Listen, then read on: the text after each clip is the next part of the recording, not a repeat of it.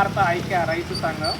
ఇది రాజకీయాలకు సంబంధం లేనటువంటి సంఘానికి సంబంధించినటువంటి ఈ సంఘం ఆధ్వర్యంలో ఢిల్లీలో రైతాంగానికి సంబంధించినటువంటి వాళ్ళు మన హక్కుల కోసం ఒక 6 నెలలు పోరాడి మనకి కేంద్ర ప్రభుత్వం నరేంద్ర మోడీ తెచ్చేటువంటి రైతాంగ వ్యతిరేక చట్టాలని మనం రద్దు చేసుకోవడం అనేటువంటి జరిగింది.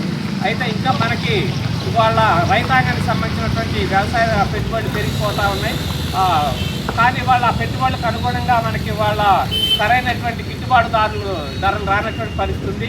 అందుకోసం గిట్టుబాటు ధరలు రావాలని చెప్పేసి అని స్వామినాథన్ అనేటువంటి ఆయన ఒక కమిషన్ వేశారు. మన పెట్టుబడులకి 50% కలిపి ఇవ్వాలని చెప్పేసి అని.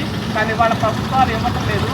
అందుకోసం అని చెప్పేసి అని ఇవాళ రాష్ట్రంలో ఉన్నటువంటి ఈ సంఘంలో పనిచేసేటువంటి అనేక మంది వ్యక్తులకు సంబంధించినటువంటి వాళ్ళు ఈ నెల 25, 26 అంటే ఇంకా 3 రోజులకి మహబూబ్ నగర్లో సమావేశమై రాష్ట్ర వ్యాప్తంగా రైతాంగం యొక్క సమస్యల కోసం పోరాటం కోసం ఒక ఏజెండాను రూపొందించుకుంటున్నారు.